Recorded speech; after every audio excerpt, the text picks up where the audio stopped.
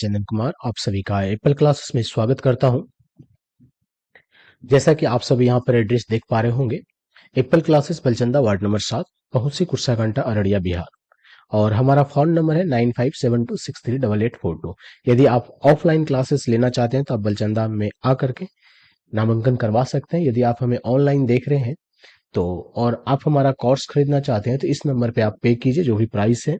और हमारा app Apple classes बलचंदा जो कि प्ले स्टोर पर अवेलेबल है, वहां पर से डाउनलोड करके आप हमारा कोर्स खरीद सकते हैं कक्षा 10 के लिए और कक्षा 12 के लिए। फिलहाल तो अभी मैं कक्षा 10 का बना रहा हूं, तो कक्षा 10 का आप कोर्स खरीद सकते हैं। तो चलिए संस्कृत का आज हम लोग पहला पार्ट स्टार्ट करते हैं। मंगलम। मंगलम जैसा कि हम लोग जानते हैं कि जब कोई भी कार्य हम लोग शुभ करते हैं तो मंगल बोलते हैं। मंगल कार्य मतलब कि शुभ, अच्छा, ठीक है। तो इसका मतलब ये हुआ, ठीक। तो मंगलम पाठ में जो है हमारा श्लोक दिया गया है 5-6 श्लोक। तो उन सारे 5-6 श्लोकों को हम लोग यहाँ पर अध्ययन करेंगे, उनका मतलब समझेंगे और क्या कहा गया है श्लोक में उनको समझने का प्रयास करेंगे। तो पहला श्लोक है हमारा, हिरण्मयेन पात्रेण सत्य अपिहितुम मुखम तत्वम पुष्ण पावृणु सत्य धर्माय दृष्टिये। कहने का अर्थ है, प्रस्तुत श्लोक ईशावास्य उपनिषद में संकलित तथा मंगलम पाठ से लिया गया है। इसमें सत्य के विषय में कहा गया है कि संसार के मोह माया के जाल में फंस जाने के कारण विद्वान व्यक्ति भी सत्य की प्राप्ति नहीं कर पाता है। इस श्लोक में कहा गया है कि सत्य का मुख सोने के पात्र से ढका हुआ है, इसलिए आप हे प्रभु इस आवरण को हटा दो ताकि सत्य और धर्म को मैं जान सकूं। यहाँ पे जो प्रार्थी है वो ईश्वर से प्रार्थना कर रहा है कि देखिए, संसार में जो विद्वान व्यक्ति भी है वो मोह के जाल में फंस करके सत्य के मार्ग को भूल जाता है, ठीक है। और सत्य के मार्ग जो है या फिर सत्य जो है, जो धर्म जो है, वो किनसे ढका हुआ है? सोने के पात्र से ढका हुआ है। तो ईश्वर से प्रार्थी ये अनुरोध करता है कि उस सोने के पात्र को क्या करे? ईश्वर हटा दे, जिसके कारण जो आम मनुष्य है, आम जनता है या फिर मैं क्या कर सकूं? सत्य को जान सकूं, सत्य और धर्म को जान सकूं। दूसरा प्रश्न, अनुर्नियान महतो महीयान आत्मस्य जंतु निहिर्हितो गुहायाम तम कतु पश्यति विद शोको सत्येन पंथा धातु प्रसाद मन मही आत्मना। कहने का अर्थ यह है, प्रस्तुत श्लोक कंठ उपनिषद से संकलित तथा मंगलम पाठ से लिया गया है। इसमें आत्मा के स्वरूप एवं निवास के विषय में बताया गया है। आत्मा छोटी से छोटी और बड़ी से बड़ी होती है, जो जीवों के हृदय रूपी गुफा में रहती है, जिसे तुच्छ बुद्धि वाला आत्मा के ज्ञान से प्रभावित होकर शोक रहित हो जाता है। कहने का तात्पर्य यह है, जो आत्मा है वो बड़ा से बड़ा भी है और छोटा से छोटा पर भी है। ये समझने पर डिपेंड करता है कि सामने वाला किस प्रकार से आत्मा को ले रहा है। यदि कोई तुच्छ बुद्धि वाला व्यक्ति, जैसे मान लीजिए कोई भी इंसान है जो नहीं समझ पा रहा है, यदि वो आत्मा को जब समझ जाता है तो वो दुखों से क्या हो जाता है? वंचित हो जाता है। मतलब उनके जीवन में दुख क्या हो जाता है? समाप्त हो जाता है। तीसरा श्लोक, सत्यमेव जयते नानिरितम येन क्रम तियस्यो हाप्य कामा यत्र तत् सत्यस परम निधानम। अर्थ, प्रस्तुत श्लोक मुंडक उपनिषद से संकलित तथा मंगलम पाठ से लिया गया है, जिसे जीवन को कामनाओं तथा सत्य और असत्य के बारे में बताया गया है कि सत्य की जीत होती है, यहाँ पे जीत होगा, जीत होती है और असत्य की हार होती है। सत्य से ही देवताओं का मार्ग जो है विस्तार होता है, जिसे ऋषिगण कामनाओं को पाना चाहते हैं, वह सत्य का परम स्थान होता है। तो कहा गया है कि इस श्लोक का मतलब कि जो सत्य को पाना चाहता है तो सत्य पर, और सत्य का हमेशा क्या होता है? विजयी होता है, और असत्य का हमेशा हार होता है। और सत्य के राह पर ही चल करके जो देवताओं हैं या फिर जो देवता है वो मार्ग को अपना विस्तार करते हैं, और जितने भी ऋषिगण हैं जो सत्य को जानना चाहते हैं तो वो सत्य के मार्ग पर ही चल करके अपना स्थान परम करते हैं, पूजनीय बनाते हैं। चौथा श्लोक, यथा नद्य सेंदमाना समुद्रे अस्तम गच्छन्ति नाम रूपे विहाय तथा विद्यमान नाम रूपाद विमुक्त परम प्रात्म पुरुष मुपैति दिव्यम। अर्थ, प्रस्तुत श्लोक मुंडक उपनिषद से संकलित तथा मंगल पाठ से लिया गया है, जिसमें बताया गया है कि जिस प्रकार नदियां बहते हुए समुद्र में अपने नाम रूप को त्याग कर मिल जाती है, उसी प्रकार विद्वान लोग अपने नाम रूप को त्याग कर श्रेष्ठ परमात्मा को प्राप्त कर जाते हैं या फिर प्राप्त एक आकार हो जाता है। कहने का तात्पर्य यह है कि जिस प्रकार से नदियां जो है अंत में जाकर के समुद्र से मिल जाती है, अपने नाम को खो उसमें त्याग देती है, ठीक उसी प्रकार विद्वान लोग जो हैं अपने नाम को त्याग करके वो श्रेष्ठ आत्मा में क्या करते हैं, प्रवेश कर जाते हैं। और देखिए इस चैप्टर में जो आपको याद रखना है, जो कि ऑब्जेक्टिव बनता है कि कौन सा उपनिषद से लिया गया है, ठीक है। तो आपको उपनिषद का नाम याद रखना है। जैसे ये वाला जो नदी वाला है तो मुंडक उपनिषद से लिया गया है। सत्यमेव जयते नानिर्तम, ये जो है ये भी मुंडक उपनिषद से लिया गया है। और अनुन्यार जिसमें कि आत्मा का बात किया गया है तो ये कंठ उपनिषद से लिया गया है। और जिसमें कि हिरण्मयन पात्रिन के बारे में बात किया गया है तो ये ईशावास्य उपनिषद से लिया गया है, ठीक है। तो आपको उपनिषद का नाम याद रखना है क्योंकि ऑब्जेक्टिव क्वेश्चन जो है यहां से बनता है। अब अगला हम लोग देखते हैं 5वां श्लोक। वेद मेहंतम पुरुषम महांतम आदित्य वर्णम तमसत परस्तात तमेव विविद्वाति मृत्यु मेति न्याय पंथा विद्यते अन्याय। कहने का अर्थ है कि प्रस्तुत श्लोक श्वेतार अवतार उपनिषद से संकलित तथा मंगलम पाठ से लिया गया है, जिसमें कि बताया गया है कि मुझे ही परम पुरुष जानो, जो आदित्य वर्ण के रूप में अंधकार के आगे प्रकाश के रूप में हूं, जिसे जानकर मृत्यु को भी पार कर जाता है, इसके अलावा कोई दूसरा रास्ता नहीं है। यहाँ पर मुझे ईश्वर मानो या फिर मुझे ही परम पुरुष मानो, कहने का तात्पर्य ये है कि ये आत्मा के बारे में बोला जा रहा है। यदि आप आत्मा को जान गए तो आत्मा ही क्या है, ईश्वर है। जैसा कि हम लोग जानते हैं कि प्रत्येक व्यक्ति में ईश्वर का निवास है, तो प्रत्येक व्यक्ति में ईश्वर का निवास कहने का तात्पर्य यह है कि प्रत्येक व्यक्ति में आत्मा है और वही आत्मा स्वरूप जो है वो ईश्वर कहलाता है। यदि आप आत्मा को जान गए तो आपके जीवन में प्रकाश ही प्रकाश रहेगा। आपके जीवन में जो अंधकार है वो अंधकार दूर हो जाएगा, जिसे जानकर मृत्यु को भी आप क्या कर सकते हैं, पार कर सकते हैं। मतलब मृत्यु का जो भय है वो भी आपके अंदर से समाप्त हो जाएगा, ठीक है। तो इसमें हम लोग देख लेते हैं, कुछ लघु उत्तरीय प्रश्न देख लेते हैं जो कि आपको इस अध्याय को समझने में मदद करेगा, ठीक है। तो पहला प्रश्न हम लोग देखते हैं यहाँ पर, आत्मा के स्वरूप का वर्णन करें। तो आपको क्या बताना है, परमात्मा ने इस संसार की रचना की लेकिन इसका आनंद वे अकेले नहीं ले सकते, इसलिए उन्होंने अपने स्वरूप को आत्माओं में बांटा। अब जो गुण परमात्मा के थे वे ही आत्मा के बन गए। जो बड़ों से भी बड़ा एवं छोटों से भी छोटा होता है, जो इस सत्य को समझ लेता है वो सदा के लिए सुखी हो जाता है। आत्मा के स्वरूप के बारे में बताया, तो क्या बताया गया कि ईश्वर जब इस संसार को बनाया तो उन्होंने क्या किया, आनंद के लिए बहुत सारे अपने स्वरूप को बनाए, ठीक है।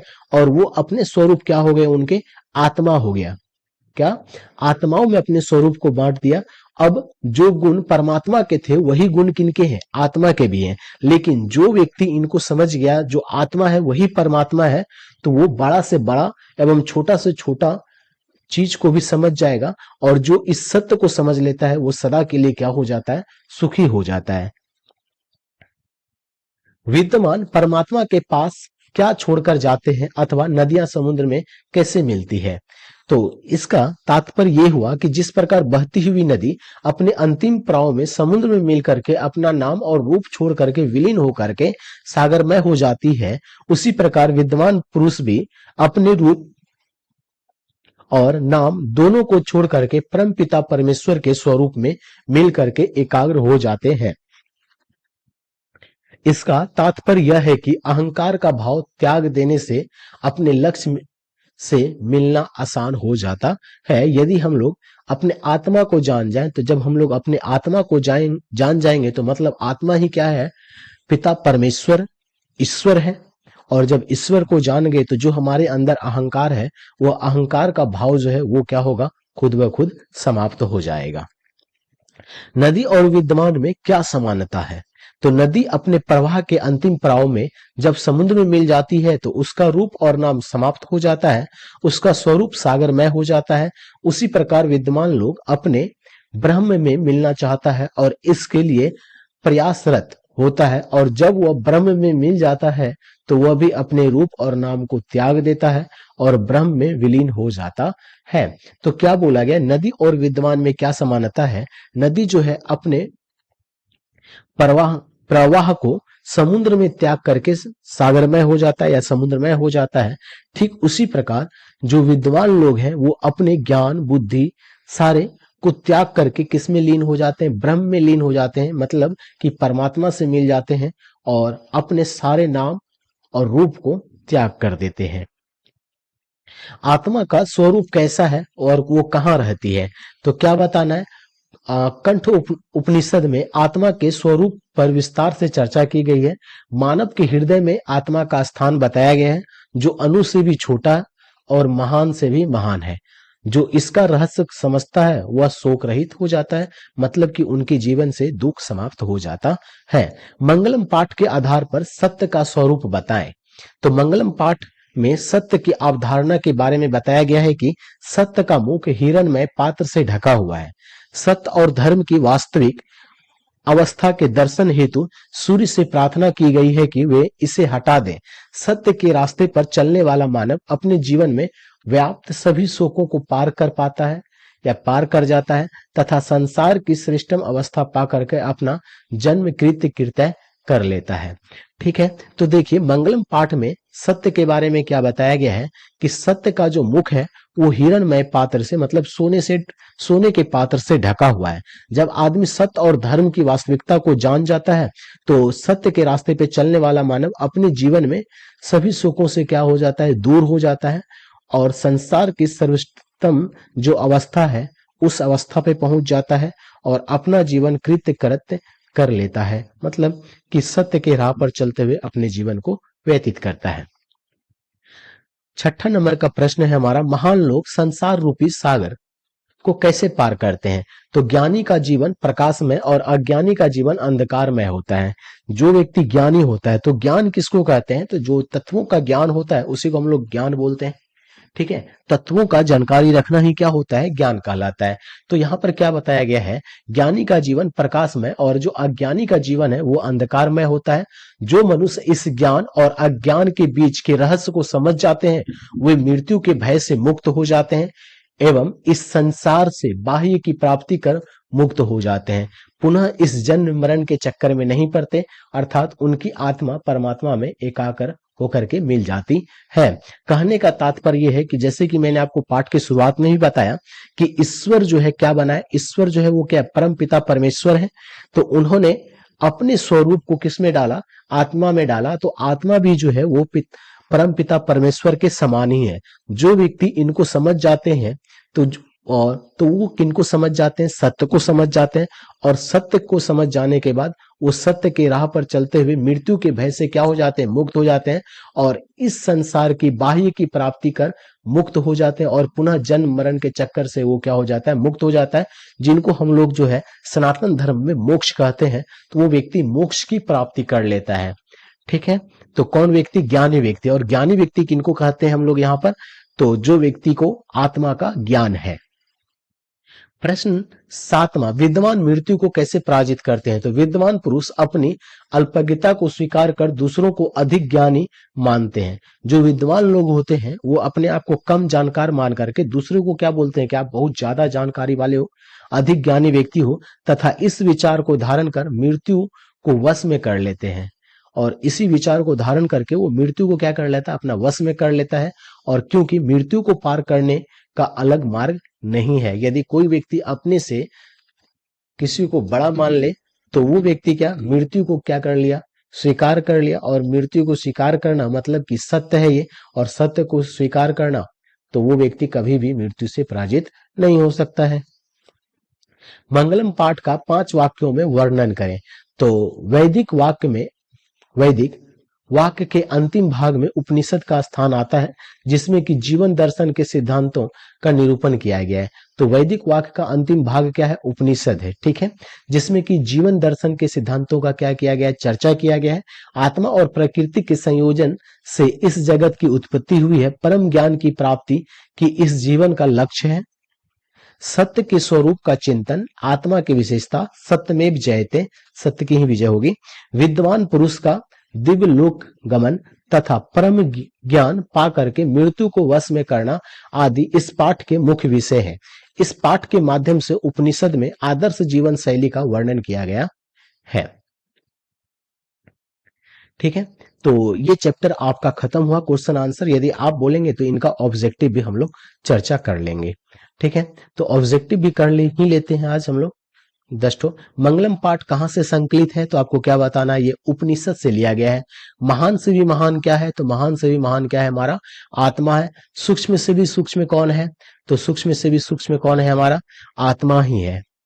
कौन है, आत्मा। उपनिषद किसका अंतिम भाग है, तो उपनिषद जो है वैदिक साहित्य का अंतिम भाग है। मंगलम पाठ में किस प्रकार के मंत्र हैं, तो मंगलम पाठ में पद्यात्मक मंत्र हैं। उपनिषद किसका सिद्धांत प्रकट करता है, तो उपनिषद दर्शन का सिद्धांत प्रकट करता है। किसे वश में नहीं किया जा सकता है, तो आत्मा को वश में नहीं किया जा सकता है। विद्वान शोक रहित होकर के किसको देखता है, विद्वान शोक रहित होकर परमात्मा को देखता है। सत्य से किसका रास्ता प्रशस्त होता है, तो सत्य से देवलोक का रास्ता प्रशस्त होता है। यह संपूर्ण संसार किसके द्वारा अनुशासित है, तो ये संपूर्ण संसार परमात्मा के द्वारा अनुशासित है। वेदा हेमंत पुरुष महानतम डैश विद्यांते अन्यान मंत्र किस उपनिषद से लिया गया है, तो ये श्वेत उपनिषद से लिया गया है। अनुर्नियान महतो खाली स्थान डैश महिमान आत्मन मंत्र किस उपनिषद से संग्रहित है, तो ये जो है कंठ उपनिषद से संग्रहित है। नदियां नाम और रूप को छोड़ करके किस में मिलती है, तो नदियां नाम और रूप को छोड़कर समुद्र में मिल जाती है। किसकी विजय नहीं होती है, तो असत्य की विजय नहीं होती है। किनकी महिमा का गायन हुआ है, तो यहाँ पर परमात्मा का महिमा का गायन हुआ है। सबसे बड़ा खजाना क्या है, तो सबसे बड़ा खजाना जो है वो सत्य है। ईश्वर क्या है, तो ईश्वर सत्य है। ईश्वास्यो उपनिषद में किस विषय पे कहा गया है, तो ईशावास विषय उपनिषद में सत्य के बारे में कहा गया है। कंठ उपनिषद में किसके बारे में कहा गया है, तो कंठ उपनिषद में मोक्ष के बारे में बताया गया है। श्वेता स्रोत उपनिषद में किस बारे में कहा गया है, तो श्वेता स्रोत उपनिषद में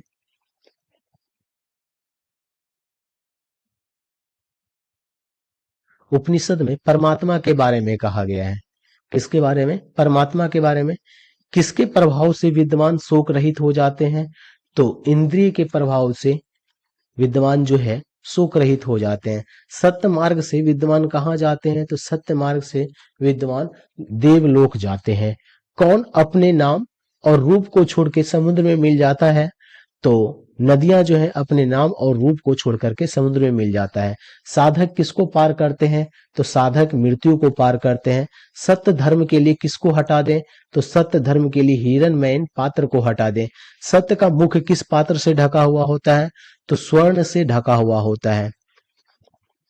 नदियां क्या छोड़कर समुद्र में मिल जाती है, तो नदियां नाम को छोड़ के समुद्र में मिल जाती है। प्राणियों के हृदयमयी रूपी गुफा में कौन बंद है, तो आत्मा बंद है। नदियां कहाँ जाकर के मिलती है, तो नदियां समुद्र में जाकर के मिलती है। किसकी जय होती है, तो सत्य की जय होती है। किसका मुख सोने के पात्र से बंद है, तो सत्य का मुख जो है सोने के पात्र से बंद है। ब्राह्मण का मुख किससे ढका हुआ है, ब्राह्मण का मुख सोने से ढका हुआ है। विद्वान अपना नाम छोड़कर किस में मिल जाता है, तो विद्वान जो है अपना नाम छोड़ करके परमात्मा में मिल जाते हैं। ऋषि लोग देव लोक की प्राप्ति के लिए किस मार्ग को अपनाते हैं, तो ऋषि लोग सत्य मार्ग को अपनाते हैं। हिरणमयन पात्रेण खाली स्थान सत्य धार्मिक दृष्टि किस उपनिषद का मंत्र है, तो ईशावास्य उपनिषद का मंत्र है। उपनिषद के अंतिम भाग में किसका सिद्धांत है, दर्शन शास्त्र का सिद्धांत है। आदित्य का पर्यायवाची क्या है, तो आदित्य का पर्यायवाची सूर्य है। सत्यमेव जयते किस उपनिषद का मूल मंत्र है, तो मुंडक उपनिषद का मूल मंत्र है। किसकी गुफा में आत्मा निहित है, तो जीवों के शरीर रूपी गुफा में आत्मा निहित है। मंगल पाठ में कुल कितने मंत्र हैं, तो मंगल पाठ में कुल 5 मंत्र हैं। ठीक है, तो यहाँ पर हमारा पहला चैप्टर समाप्त होता है। क्वेश्चन आंसर के साथ इनका आपको ऑब्जेक्टिव एमसीक्यू भी करवा दिया गया है। तो आप यदि एप्पल क्लासेस का ऐप खरीदना चाहते हैं, एप्लीकेशन पे जाके पढ़ना चाहते हैं, तो आप एप्पल क्लासेस बलचंदा, जो कि प्ले स्टोर पर अवेलेबल है, वहां पर जाइए, डाउनलोड कीजिए और हमारे साथ जुड़िए। और यदि वीडियो आपको अच्छा लगता है तो अपने दोस्तों के साथ शेयर कीजिए इसे और हमारा मनोबल बढ़ाइए। धन्यवाद। थैंक यू हमारे साथ जुड़ने के लिए।